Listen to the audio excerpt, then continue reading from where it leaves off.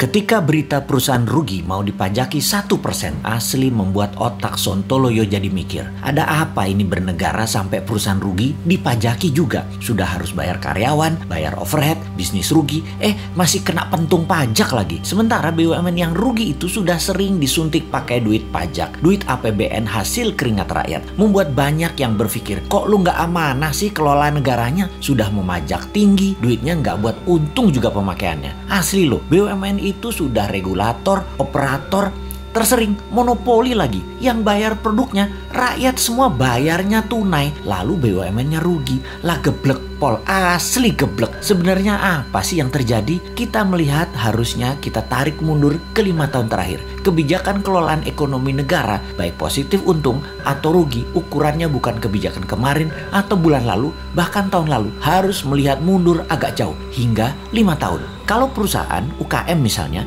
bisa terlihat langsung sebuah kebijakan bulan lalu membuat perusahaan untung atau perusahaan rugi. Bisa langsung terlihat. Keadaan ekonomi negara saat ini kita melihat faktanya adalah uang kering. Faktanya adalah uang yang beredar hanya 44% dari PDB. Banyak orang menahan uangnya untuk tidak muter. Ini sudah kejadian lama. Melambat dan melambat. Ekonomi turun karena keringnya uang beredar. Kita bandingkan dengan negara lain. Jepang saat ini uang beredarnya 120% dari PDB. Tiongkok 250% dari PDB. Amerika 200% dari PDB. Gini deh, kita kasih info tambahan lagi. Di Tiongkok yang transaksinya pakai non tunai itu 2 kali PDB Tiongkok yang 13.000 billion dolar. Sebanyak 26.000 billion dolar transaksi non cashnya. Indonesia hanya 6% dari PDB yang 1.000 billion tersebut. Hanya 60 billion. Langit dan dasar bumi perbandingannya. Gitulah kira-kira kita membandingkannya. Kemudian pajak mau naik 5%. Ada tax amnesty jilid 2 lagi rencananya. Waduh bos,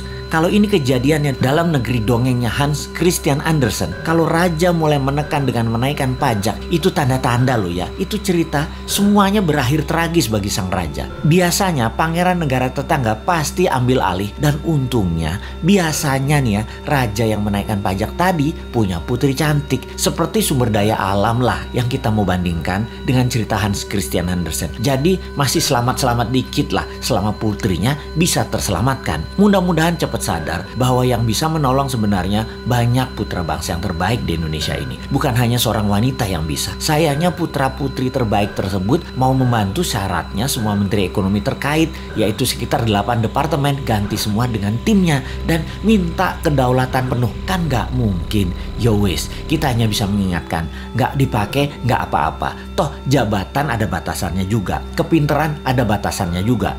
Tapi bener deh bos, kalau kebodohan mah nggak ada batasnya. Kembali ke pajak. Ini yang buat nyesek kebijakan keuangannya dengan menaikkan pajak tinggi dan menekan. Kalian itu wahai pejabat tidak ikut membuat kaya rakyat, malah majekin. Kebijakan pejabat harusnya membuat makmur rakyat. Begini ilustrasinya. Kalau rakyat dapat 100, dipajaki 10, oke lah. Lalu sekarang dipajaki mau 12% atau 15%. Sementara pendapatan turun hanya jadi 80. Ya teriaklah rakyat. Bener deh. Kalau karena kebijakan yang bijaksana, rakyat dari 100 jadi 130, jadi 150, diambil 15%, ya nggak apa-apa juga. Begitu loh menjadi pejabat. Kebijakannya menghasilkan manfaat baik. Sekedar mengingatkan lagi, pendukung pejabat saat ini terbanyak dari bisnis properti dan batu bara. Lalu 5 tahun ini properti setengah mati, bahkan sebagian sudah mati suri. Cash beredar rendah, kredit bank buat beli properti dibatasi, perkantoran dan mal lengang karena pembatasan gerak manusia. Pariwisata dunia belum jalan baik ke Indonesia. Lengkap sudah penderitaan pemain properti di Indonesia. Dulu dibantu, sekarang terlupakan. Piye toh bos, jadi banyak yang merugi.